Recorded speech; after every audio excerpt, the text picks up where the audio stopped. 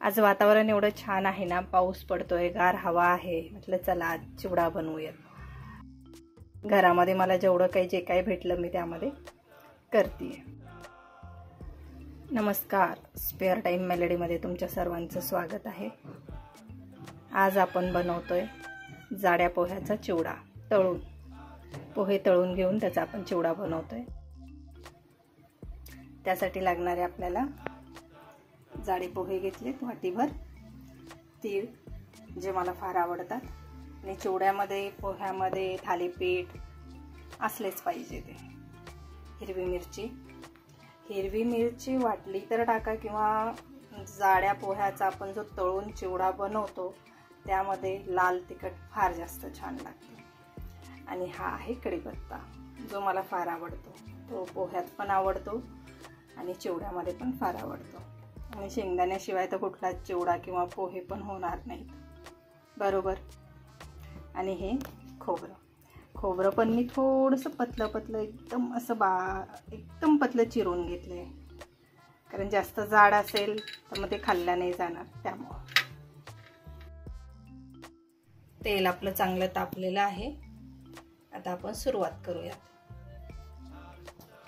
यामध्ये मी ही पोहे पटकन आपल्याला काढता येतील बाहेर त्यासाठी घेतलेली आहे. पोहे टाकते मी त्यामध्ये.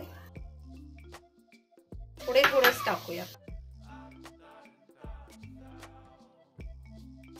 छान झाले. तळलेत, आता काढून घेते मी बाहेर.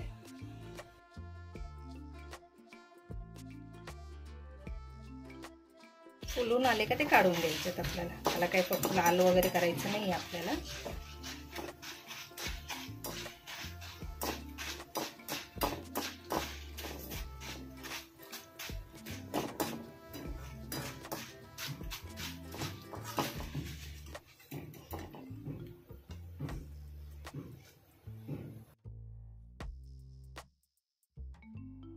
शेंगदाणे छान भाजून घेऊया त्यामध्ये.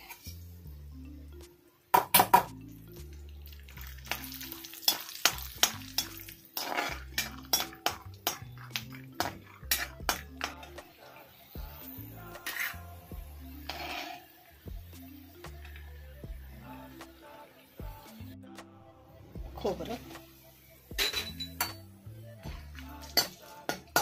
काय फार जास्त लाल करायचं नाही.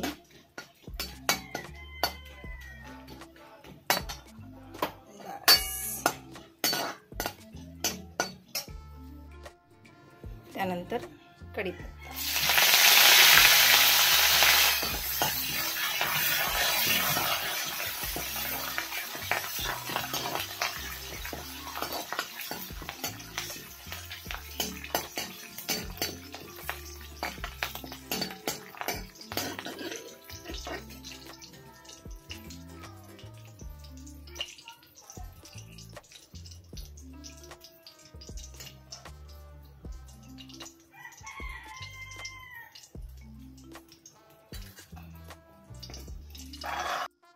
जिरं मोहरी टाकूयात आधी.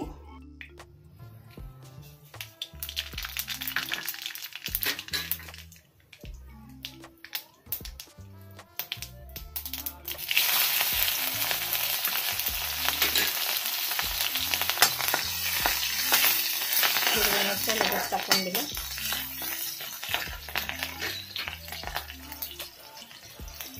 त्यानंतर तीळ. पण यामध्येच हळद टाकूया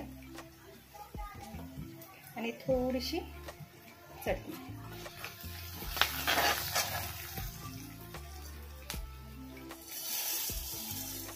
आपले तळलेले पोहे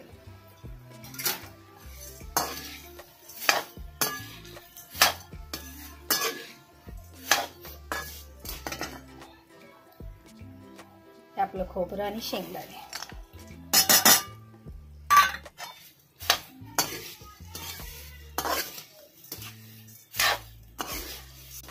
व्यवस्थित मिक्स केलं का म्हणजे हळद सगळीकडे छान पसरेल. आता आपल्याला त्यामध्ये चवीप्रमाणे मीठ घालायचे.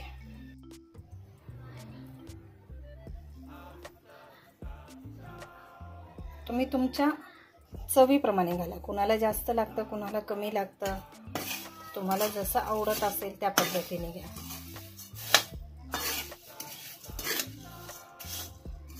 मी आधी मीठ घातलंय. आता छान त्याला आधी मिक्स करून घेणार आहे.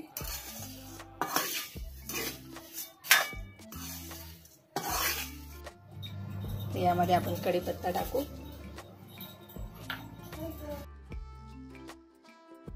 झाला तयार आपला चिवडा.